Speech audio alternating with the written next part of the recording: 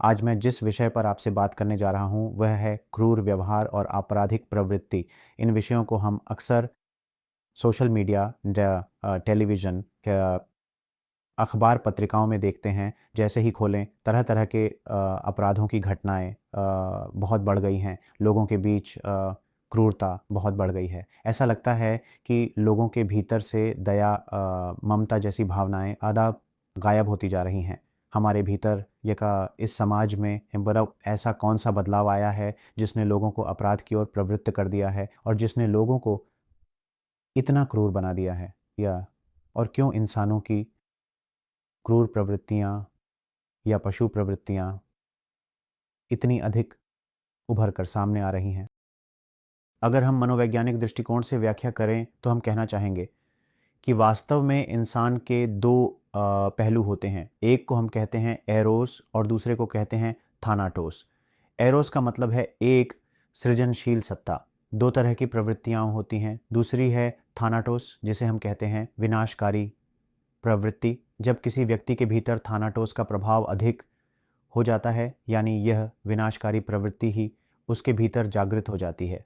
सामान्यतः हम अपनी विनाशकारी प्रवृत्तियों को दबा कर रखते हैं। अपने विवेक के कारण और अपने सामाजिक परिवेश के चलते हम रचनात्मक कार्य करते हैं और वे काम नहीं करते जो हमारी नैतिकता का समर्थन नहीं करते।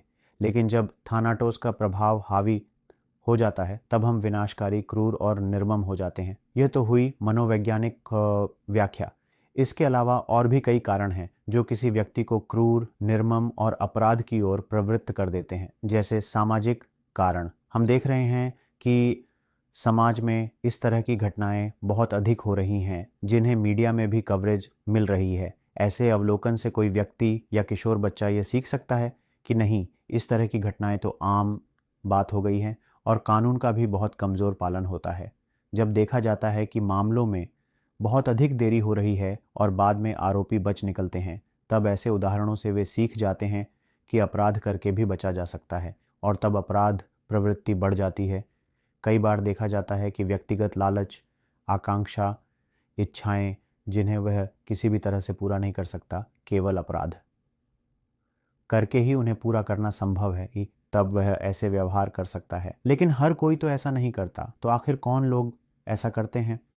जिन्हें बचपन से नैतिक शिक्षा सही ढंग से नहीं दी जाती या जिनकी परवरिश में ऐसी समस्याएं रही हैं जहां यह नहीं समझाया गया कि क्या सही है, क्या अनुचित है, क्या करना चाहिए, कौन सा काम करना ठीक नहीं है, कौन सा काम करना ठीक है। इन बातों को लेकर उन्हें बचपन से पर्याप्त रूप से पोषित नहीं किया गया।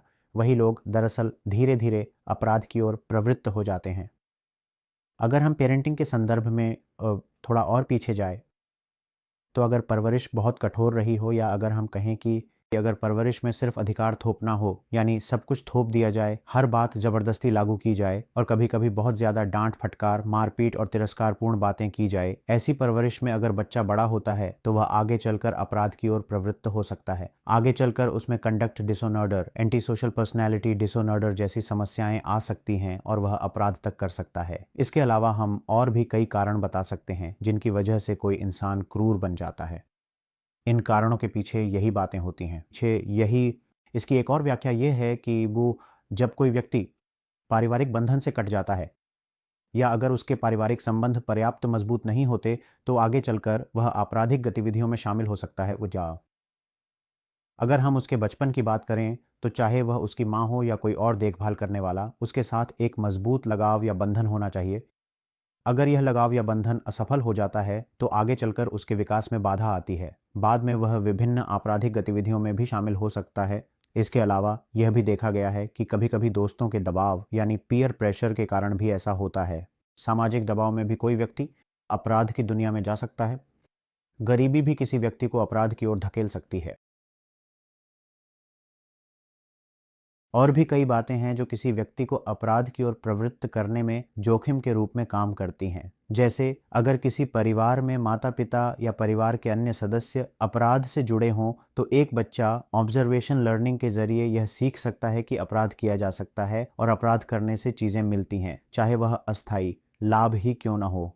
अगर परिवार में नशे की समस्या हो तो उन बच्चों में अपराध की प्रवृत्ति और नशे की लत लगने की संभावना बढ़ जाती है और नशे से आगे चलकर वे और भी बड़े अपराधों की ओर बढ़ सकते हैं।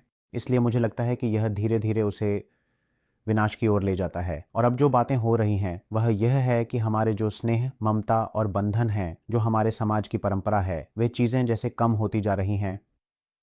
इसके कम होने के कारण लोग लगातार क्रूर होते जा रहे हैं और कई बार देखा जा रहा है कि किसी समूह द्वारा क्रूर व्यवहार को किसी न किसी रूप में पुरस्कृत किया जाता है।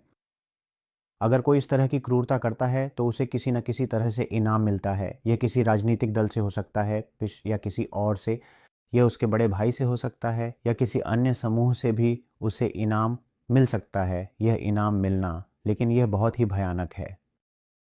यह उसे लगातार क्रूर व्यवहार करते हुए एक बुरी परिणति की ओर धकेल रहा है और एक अनजानी लत में, किसी अनजाने उपलब्धि की चाह में वह ये काम करता जा रहा है जो अंततः हमारे समाज को धकेल रहा है विनाश की ओर। अगर हम अभी ही इन चीज़ों को नहीं रोक पाए तो यह कहाँ जाकर रुकेगा, कहना वास्तव में मुश्किल है। दरअसल अब समय आ गया है। मुझे लगता है कि इन मुद्दों को गंभीरता से लेने का और परिवार से लेकर समाज, राज्य, सभी को बहुत जागरूक होकर इन बातों को संभालना होगा ताकि हम इस क्रूर व्यवहार से बाहर निकल सकें और एक स्वस्थ, सुंदर वातावरण में हम फिर से लौट सकें।